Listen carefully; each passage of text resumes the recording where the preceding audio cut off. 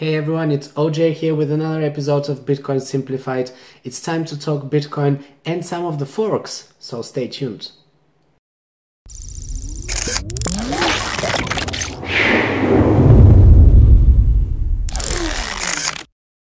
So first things first, Bitcoin is still over $8,000. Last time I left you in my update with Bitcoin just touching another all-time high at just above $8,000. There was a lot of news in the media about that, a lot of articles and reports about this event. It is an all-time high and it's still there, even though in the last couple of days it's gone down a little bit. At its peak it was at 8,300 and a little bit over. Now we are seeing that the total market cap of the cryptocurrencies is 240 billion, which is quite a big amount, way bigger than it was when I first started reporting on these things. It was around 60-80 billion market cap, and 240, amazing.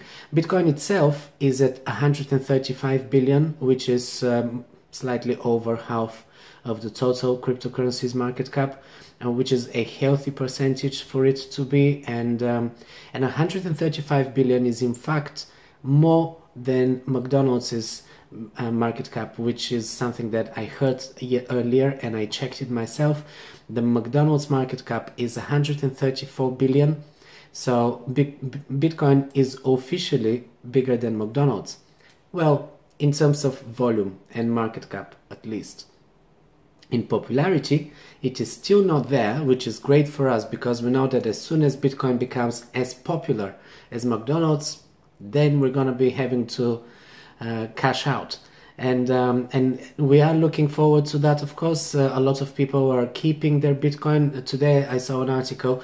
I didn't actually keep the link, so I can't show it to you, but someone was saying that a survey in America showed that more than half of the young Americans are going to keep their Bitcoin until it's $200,000 and going to sell it only after it reaches that amount. Now this is quite a big amount, and I don't know how long it's going to take Bitcoin to reach 200k. Currently we are looking at the 10,000, which is quite a milestone. It is a big deal for Bitcoin to reach 10,000, and there's a lot of sell orders placed on 10,000, so I'm pretty sure that it will be hard to pass that. But once Bitcoin passes the 10k, then everything will become even faster. So this is a very important threshold, and currently we are heading towards that. So this is just something that I thought it was interesting. I saw it commented and reported quite a lot in the media. In fact, that's why I had to go and check it out for myself. And McDonald's market cap at the moment actually is on a 4 or 5 year high. So this is also quite remarkable that Bitcoin managed to surpass that. Before I move on, I will quickly mention here there was a lot of comments I received on my previous video about a cryptocurrency called Deep Onion, and I knew that somehow the community of that currency has been sent to be posting on my video, because I received more than 150 comments, all pretty much with the similar content about how Deep Onion is this amazing, secretive, secure, anonymous cryptocurrency that everyone is raving about and stuff like that. Guys, it was a little bit obvious, and at first I even thought that these are people who were paid to come and comment on my videos. Don't forget, this is my channel and I know what exactly is the activity on my channel. I know what is normal and what is abnormal activity. This was one of those instances. So I'm not really going to spend too much time on this currency. I know that you guys might really want me to cover it, but it is still an altcoin and it's quite an obscure one. It is not even in the top 100, and yes, it might be anonymous and secure and everything. It says here that is 100% untraceable, sent through the Tor network.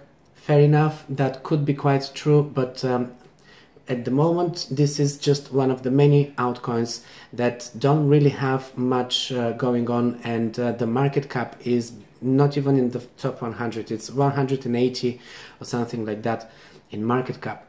And I understand that lately there's been a lot of we're seeing a 5% increase in the last 24 hours, so that's not too bad. But this is a currency that started in August. It's not even been a year yet. So I don't know how you guys are looking at it. Are you looking at it as an investment, or are you looking at it as you know, the future of something? It's certainly a long way from being the future of anything. And if it's if we are going to be discussing security, first of all, there are quite a few currencies already there that are doing, you know, quite well in terms of security. Zcash being one of them. Market cap is 780 million. Market cap of Deep Onion is 3 million. I mean, massive difference. Monero is doing even better in terms of security and popularity. Over 2 billion in market cap. So Dash, another one, over 3 billion in market cap. These are all currencies that in the top 10, they do provide all the anonymity and security that you're looking for. But quite frankly, if we are looking at privacy coins and the whole future of privacy coins, don't forget that right now you still have to buy this mainly with Bitcoin. So at some point you need to already have that Bitcoin, you have to purchase that Bitcoin, and most likely for many people who are starting now in cryptocurrencies, they will be buying that Bitcoin from all of the legitimate sources out there. And legitimate sources also means that you will have to be verified one way or another, most likely with your ID. Therefore, when you're obtaining your Bitcoin and then you might be switching to anonymous currency, you've already at some point, you have a record somewhere, there is a record of that, right? Also, if you need to be cashing out, what do you have to do? You have to go to Bitcoin again. You need to cash out through Bitcoin in order to be able to cash out the actual Bitcoin. Right now, Bitcoin is pretty much the only currency. Oh well, there is a little bit of Ethereum as well, that your Litecoin that you can sell here and there for a fiat currency. But most of the transactions that you can do with digital currency into fiat currency are Bitcoin transactions, and most of the sources that you can use, websites and third-party services, they are regulated services. Therefore, there's always going to be a record somewhere of you cashing out, you know, switching from that Bitcoin into your currency. So the anonymity goes away at some point. Somewhere the anonymity is lost. And if you are not happy that Bitcoin is semi-transparent, I don't really see the point of going into a currency like Deep Onion on, you know, another super anonymous currency today, right now, when you cannot really do much with it yet. So right now you're probably looking at it as an investment. But in terms of investment, in order for that investment to be reasonable and to have some guarantees that this project is not going away, you need to have some track record already. Even though people might believe that the developers of that project are serious about it and dedicated and everything, that could only be proven with time. And this is why currencies like Dash and Zcash and Monero have already had, you know, a bit of a track record. Okay, Zcash not too long, it's been a year, but Dash and Monero for longer. So, you know, they're doing way better in terms of the trust factor, the fact that we know that they have already proven to be operating and to have some adoption. They are creating their own ecosystem. It's already gotten to a point where things are moving. Dash is now coming up with their wallet very soon. You know, there's also some other news. If you come here, by the way, that cryptocurrency calendar, and again, all of the links to all of these websites will be listed in the description below the video, so you can grab them from there. You can monitor here what is upcoming, what kind of news and things are happening in the crypto world. And if you go to Dash, you will find that they have an event coming here on the 1st of December, Dash solving the cannabis industry's cash problem. The platform's initial release is scheduled for December of this year, and it's supposed to be on December the 1st. So, you know, these are projects that actually have a lot of innovation and a lot of activity, a lot of stuff is actually happening here. Now, if we look at Bitcoin, we're going to see quite a lot of things happening here, and one of them is another fork that I just noticed. So I decided to research it a little bit, and I'm going to come to that in just a few minutes. It is called Super Bitcoin hard fork. But before that, let's just look at the other forks of Bitcoin. If you're talking anonymity as well, you might want to even look at Bitcoin Plus, which is XBC. It's another coin that has been around for a couple of years, more in fact, since September 2014, I can see here. And this is a coin that also claims anonymity. It's also the main priority here is anonymous transactions. It is working on the Tor network, just like Deep Onion. So if we have to compare, and if you have to make a judgment, I would say Bitcoin Plus is probably a slightly better, or at least a project that gives me a little bit more confidence to take it seriously, because it's already been around for some time. It is using the Tor network, just like Deep Onion, as I said, and it keeps your IP address hidden at all times. You remain completely anonymous. So the forks are definitely a big thing right now, and we are seeing more and more of this coming up. I feel that we are now getting into the trend of the forks. Definitely we are seeing many forks happening, and a lot of forks happening now on the Bitcoin blockchain. Bitcoin Plus was an old fork, you know, one of the old ones. Litecoin was actually a fork of Bitcoin as well. So there have been forks in the past, but right now we are seeing quite a lot of this. And one of them that really fell apart was the Segwit 2x fork. We still see that the community is split, and they don't really know what to do about it. We now see that there are quite a few different sub-communities forming that are trying to support the Segwit 2x. You know, there was a good, 30 or 50% of the community still signaling for Segwit 2x, even though it was cancelled.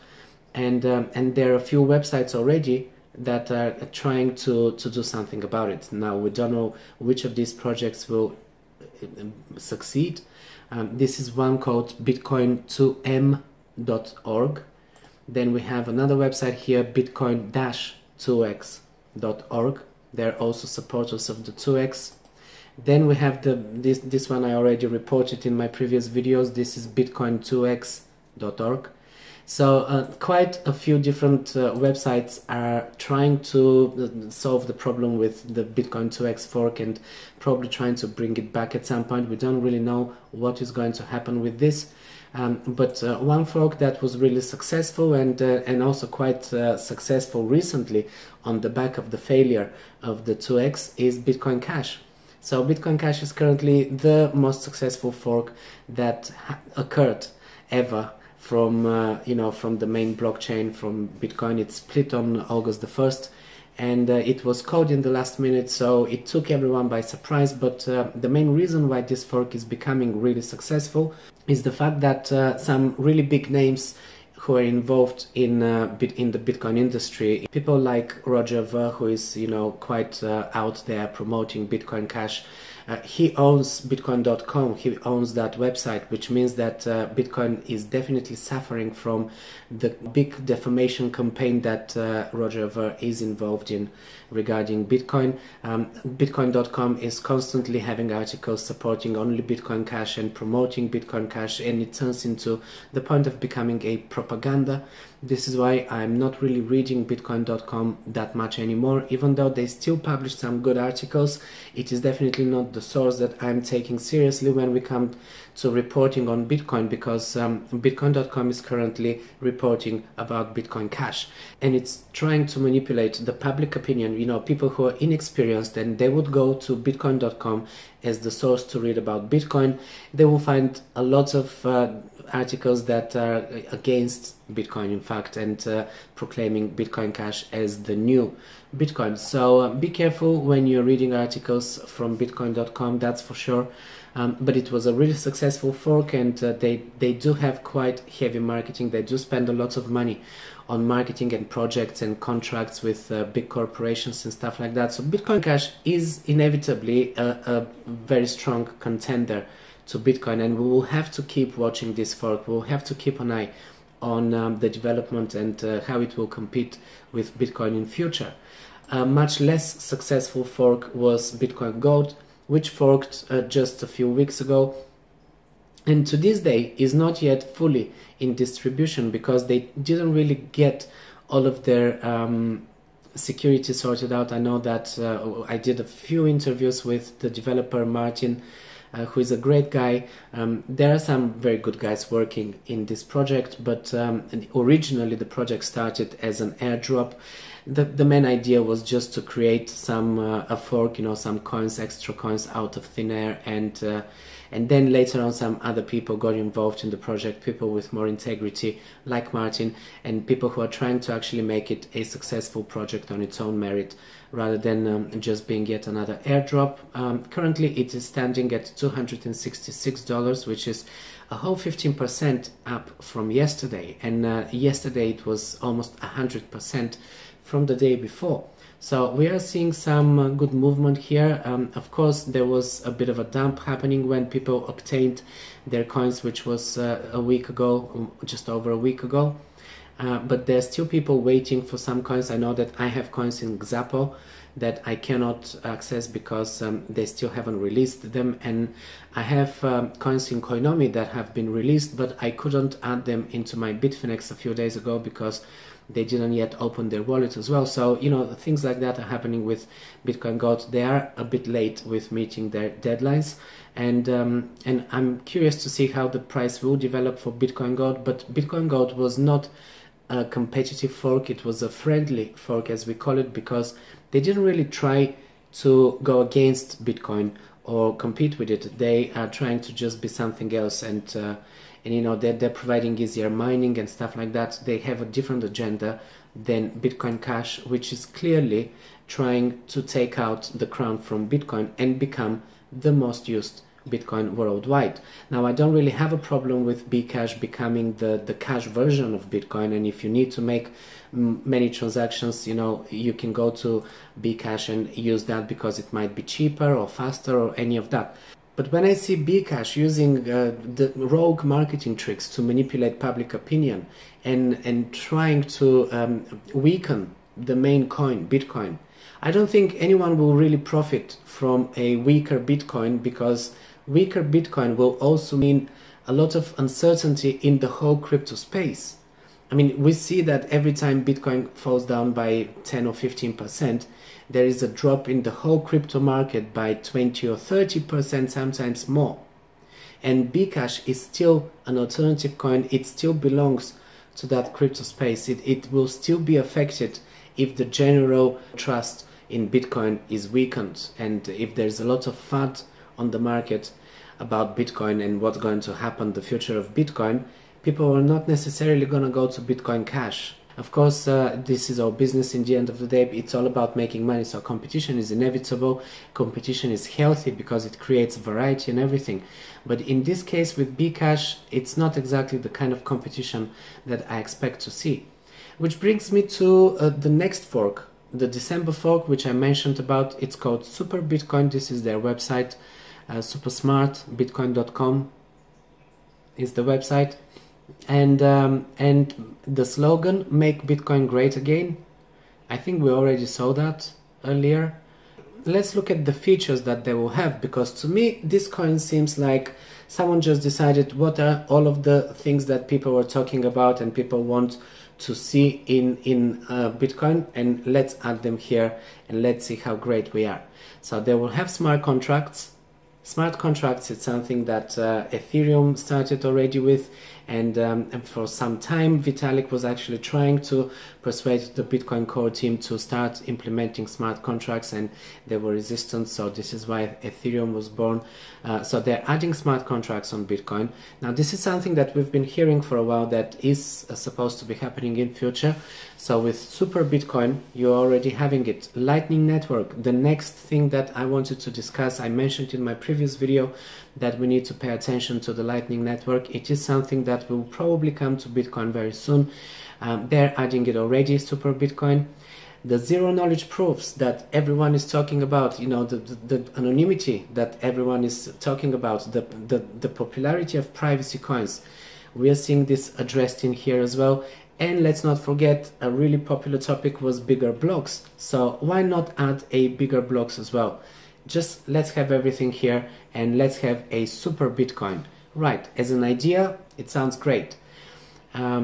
I think there were quite a few reasons for all of these not to be implemented yet in Bitcoin. Let's not forget that Bitcoin needs to have a consensus on all of these things, and this is what keeps it decentralized.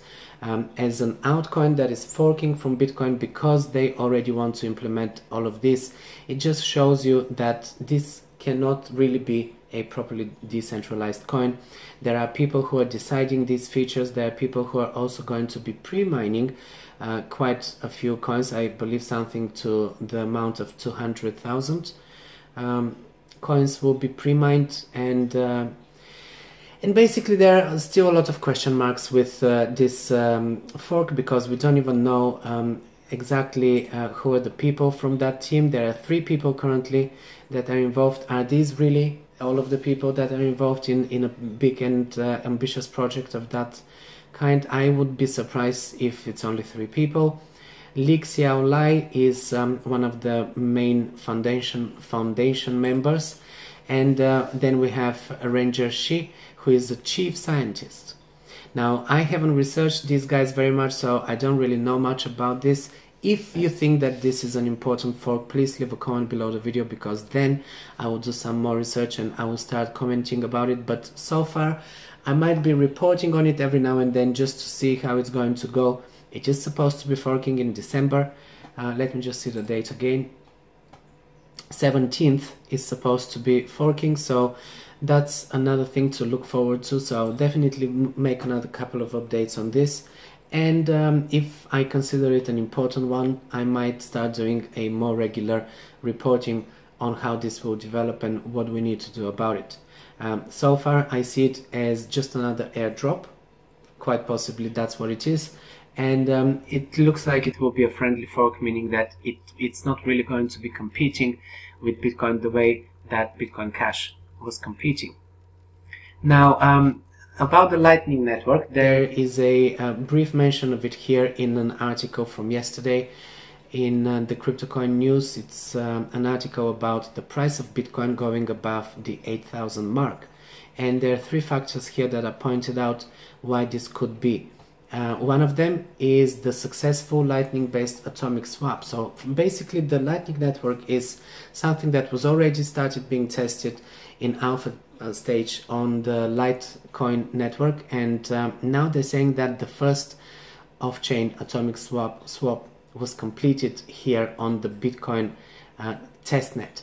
So the Lightning Network is something that adds another layer to Bitcoin, or if it's implemented into Bitcoin, it will be adding another layer that will basically allow for you to open private channels and have transactions that you can do on these channels before you send out that transaction to the main blockchain.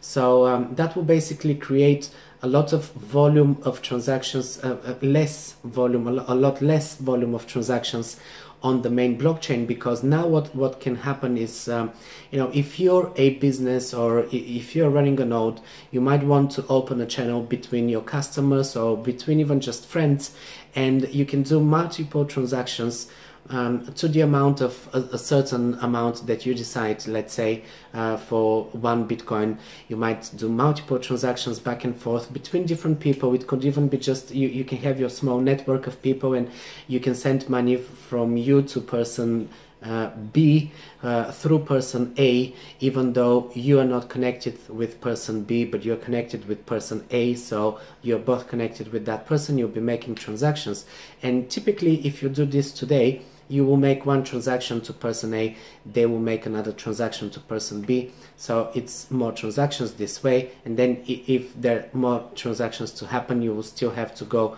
around that way, and that will include a lot of fees. So if you are using the Lightning Network in your own channel, in a separate channel, you'll be able to make these transactions without paying these fees, without even recording this on the main blockchain. Once you have finished transacting and you've decided, okay, this is it, this is a transaction now, or sequence of transactions that we are happy with, we close this, we finish this transacting, you can then just send 1 transaction for all of this activity to be sent to the main blockchain, and this way you will be reducing the volume of transactions that are being recorded on the blockchain.